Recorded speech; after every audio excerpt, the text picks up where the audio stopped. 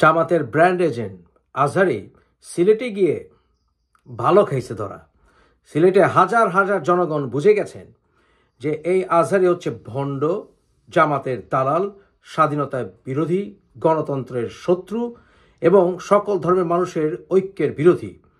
এই ভণ্ড যখন সিলেটে গেছে, লক্ষ লক্ষ জনতা তাকে ভুয়া ভণ্ড বলে ধ্বনি দেওয়ার পর সে হাত তুলে সিলেটবাসীর জন্য অভিশাপ দিয়েছে। কারণ সে বলেছে এই মোনাজাতের আগে, সিলেটবাসী তোমরা যা করেছ মনে থাকবে।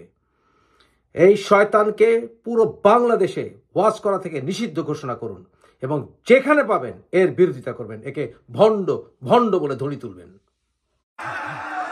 জি ঠিক আছে, সিলেট আজকে কি করছো এটা মনে থাকবে। আল্লাহুম্মা আমিন।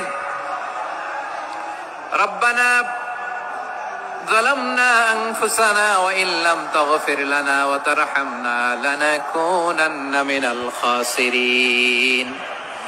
ربنا آتنا في الدنيا حسنة وفي الآخرة حسنة وقنا عذاب النار.